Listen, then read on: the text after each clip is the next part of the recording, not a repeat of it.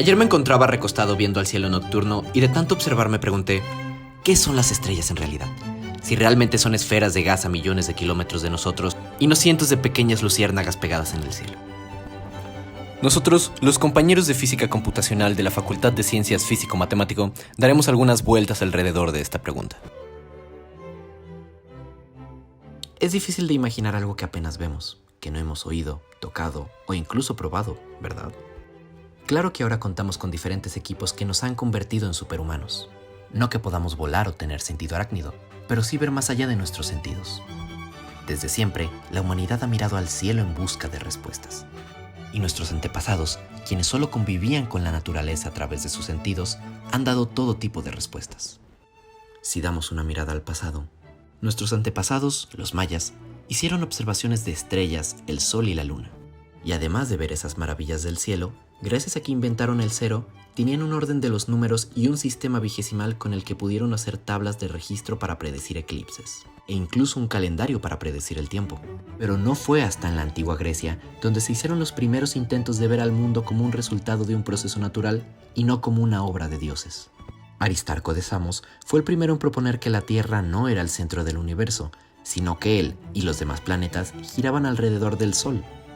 Sin embargo, Aristóteles había propuesto unos años antes que la Tierra era redonda y estaba inmóvil en el centro del universo, mientras que el cielo y todo lo demás giraba alrededor de ella. Y la gente se quedó con esa idea. Pero el mundo resultó ser más complejo de lo que pensábamos. Tan solo para medir el radio de la circunferencia de la Tierra, en Alejandría, Eratóstenes creó un método con ayuda del solsticio en Siena y Alejandría, dando sorprendentemente un resultado no muy alejado del actual. Pero si sabemos que la Tierra no es plana, los planetas y las estrellas no giran alrededor de ella, entonces uno puede preguntarse, ¿ya no hay nada más que saber de esto? ¿O sí? La respuesta es que sí, ya que esto es solo el inicio. Ahora avancemos en el tiempo, a una época donde el ser humano era más consciente de la información que tenía a su disposición, la era medieval. Pero no hablaremos de dragones ni alquimia, sino de cuál era el enfoque para ver el cosmos. En la Edad Media, los avances de la cosmología fueron realizados en su mayoría en el sureste europeo y el oeste asiático, dando como resultado un complejo enramado de traducciones y aprendizajes entre culturas greco-helenistas, persa e hindú. La lengua predilecta para la transmisión de textos científicos era el árabe, ya que esta cultura presentó un amplio interés por la cosmología desde principios de la Edad Media, siendo este el derivado de su necesidad religiosa para calcular eventos guiados por la hora del día y posición de los astros, para saber en qué momento debían hacer cada una de sus 5 oraciones, por mencionar algo. Todos estos conocimientos eran proporcionados por los astrónomos más capaces de la época, guiados por sus creencias para perfeccionar su precisión en la práctica y conocimiento astronómico a base de observaciones. Aunque a su vez, esta astronomía de punta convivía con la astronomía practicada por la sociedad. La astronomía popular, aunque basada en el geocentrismo y la uniformidad de los movimientos celestes, daba soluciones menos elaboradas. El sistema del mundo aristotélico estaba compuesto de 3 principios. El primero era que todo movimiento está compuesto de un motor y un objeto que se mueve. El segundo, un movimiento único tiene un motor único. Y el tercero, que un motor simple provoca un movimiento simple. De esto, ellos sostenían que el motor de los cielos debía ser único, simple y en una dirección. Según su teorización astronómica, el universo estaba compuesto por 8 esferas concéntricas dotadas de un movimiento eterno, exacto, perfecto, incorruptible, generado por el primer motor. Años más tarde, Claudio Ptolomeo ahondaría más en la teoría geocéntrica, escribiendo cerca de 10 libros sobre la astrología en el siglo II, y siendo estos traducidos al Islam y distribuidos por toda Europa. Esta teoría no fue cuestionada durante siglos. No fue hasta el siglo VII en donde los avances tecnológicos de los astrónomos mostraban movimientos irregulares en los cuerpos celestes. Y esto contradecía la creencia de que en la bóveda celeste solo existían movimientos simples y en una dirección. Esto dio pie a muchas críticas a la teoría ptolomeica. Incluso se expusieron otras teorías que intentaban corregirla. Pero como la astronomía en el Islam se había desarrollado puramente como ciencia práctica, su uso se limitaba a la resolución de problemas cívico-religiosos de la comunidad musulmana y poco importaban las imperfecciones de la teoría. La astronomía estaba estancada. Pero dejemos la era medieval de lado. Vayamos a la era en la que Copérnico y Galilei tomaron la oxidada ciencia y la dejaron tan reluciente como cabeza de pelón. Copérnico pasó 25 años en la elaboración de su modelo heliocéntrico. Pero dado que la Iglesia Católica no admitía formas de pensar distintas, este no se publicaría en su totalidad hasta su muerte. La idea de que la Tierra no era el centro del universo supuso un cambio enorme de paradigma. Porque nosotros debíamos de ser el centro del universo, ¿no? Porque eso nos hacía especiales, ¿no? Las autoridades eclesiásticas decían que el modelo de Copérnico era meramente una herramienta matemática, que funcionaba para hacer predicciones, pero que era falso. Pero entonces un héroe sale de entre las sombras. René Descartes, quien dice que si un modelo matemático que funciona es falso, la ciencia no es posible. El catolicismo entró en crisis. Menos mal Copérnico no estaba vivo y no tenían con quién desquitarse. Sin embargo, hubo otro pensador, el héroe que inició la ciencia moderna tal y como la conocemos. Era un copernicano convencido y proponía cosas como: las teorías científicas deben aceptarse o rechazarse únicamente sobre la base de pruebas experimentales. El que una teoría se acomode o no a la intuición de uno debería ser irrelevante. ¿Qué dijiste, estúpido? ¿Verdad? Era broma, no me quemes. Pero por andar de hablador, te quedas en arresto domiciliario el resto de tu vida. Bueno, va. Para su suerte, no fue el mismo destino que el de Giordano Bruno, quien nos inclinó menos hacia el egoísmo. Propuso que el sistema solar copernicano no era un centro del universo, sino un pequeño sistema de estrellas insignificante entre muchos otros. Esto no solo significaba que no éramos tan especiales como creíamos, significaba que no éramos especiales en absoluto, y la iglesia no tardó en hacer de las suyas. ¿Una carnita asada a la Giordano? ¡Claro que sí! Por otra parte, se encontraba Tycho Brahe, un gran observador de la bóveda celeste que defendía la teoría heliocéntrica. Tycho Brahe tenía su propio observatorio y a lo largo de su vida hizo muchas mediciones y mapas del cielo nocturno, los cuales, al fallecer, pasaron a ser propiedad de Johannes Kepler. Johannes Kepler fue un reptiliano que... ¿Cómo? ¿Que no tengo permitido divulgar eso? Como les decía, Johannes Kepler hizo un brillante análisis que puso en evidencia los datos más precisos sobre el movimiento de los planetas.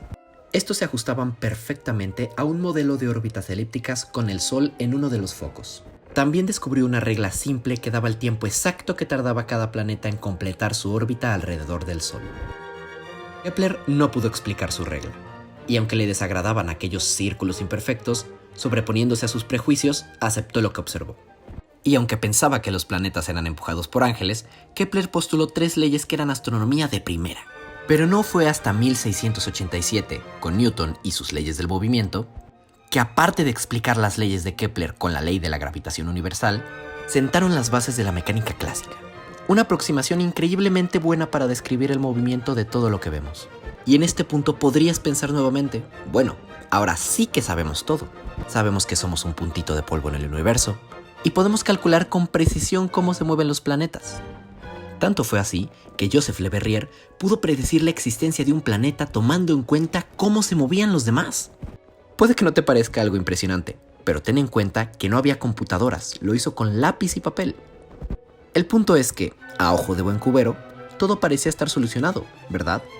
Solo habría que pulir algunos detalles, pero en principio, las bases más importantes ya estaban establecidas, ¿verdad? Pues no.